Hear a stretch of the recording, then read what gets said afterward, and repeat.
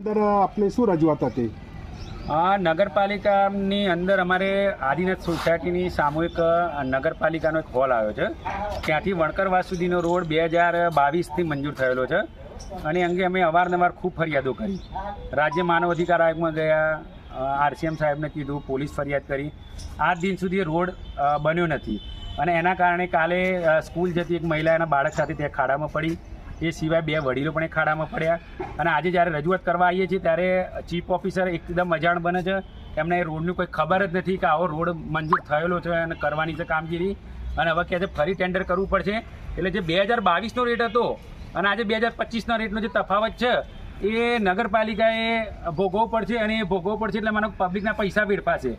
બીજું, આજે અમે રજૂઆત કરવા ચીફ ઓફિસરશ્રીને આવ્યા હતા ત્યારે વચ્ચે એ મારા પર દબાણ લાવવા માટે પ્રમુખશ્રીને વચ્ચે લાવ્યા અને બીજા જે જીતેલા ઉમેદવાર છે એ લોકોને વચ્ચે લાવ્યા. હવે એમની જોડે ચર્ચા કરીએ તો જવાબ અમને પ્રમુખ આપતા હતા. હવે અમે અધિકારી જોડે મળવા આવ્યા છે કારણ કે પ્રમુખ એટલા સક્ષમ છે જ નહીં કે ગામની સમસ્યાઓનું નિવારણ લાવી શકે. અને એટલી બધી ચર્ચાઓ થઈ અને પ્રમુખ અમને એવી ધમકી આલે કે તમે આ ચેમ્બરમાંથી નીકળી જાઓ ને આ નીકળી જાઓ. જાણે નગરપાલિકા એમના પિતાશ્રીએ ખરીદી લીધેલી હોય અથવા પેલી શું કહેવાય એમના દસ્તાવેજ કરી આલો એવું વર્તન કરે છે.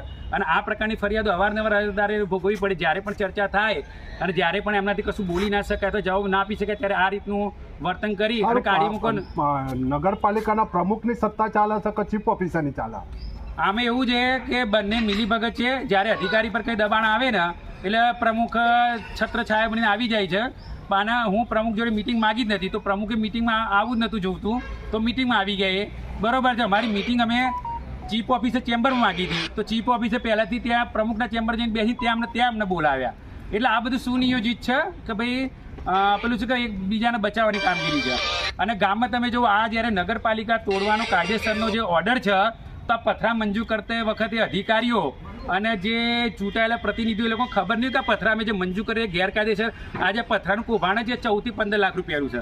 આ 14 થી 15 લાખ રૂપિયા તમારા મારા આખા વર્ષનો 2 વર્ષનો પગાર છે જે પગારનું પાણી થઈ ગયું. ખરેખર ગામમાં એવી કેટલી જગ્યા છે કે જ્યાં પથ્થરોને લગાવવાની જરૂર છે તો થયા નથી. અને બીજું કે ભાઈ એન્જલ કન્સ્ટ્રક્શન નામની કંપની છે એની મને એવી માહિતી મળી છે કે ભાઈ એના વિરુદ્ધ GST ના ભરવાની ફરિયાદ હવે આખા ગામના 90% કોન્ટ્રાક્ટો એના નામના થયેલા છે. હવે એનો GST શું અધિકારી એમના પગારમાંથી ભોગવશે?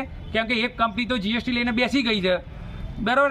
એ સિવાય માનો કે હાઉસિંગ 4 રસ્તાથી લઈને આદિનાથ સુધીનો જે રોડ છે એ ઓડાનો રોડ છે જે ગેરકાયદેસર તોડી પાડ્યો છે, જેની ઓડાની મંજૂર નથી લેવામાં આવી. મારા ઓડા જોડે ચર્ચા થયેલી છે, લેખિતમાં જવાબો મળેલા છે.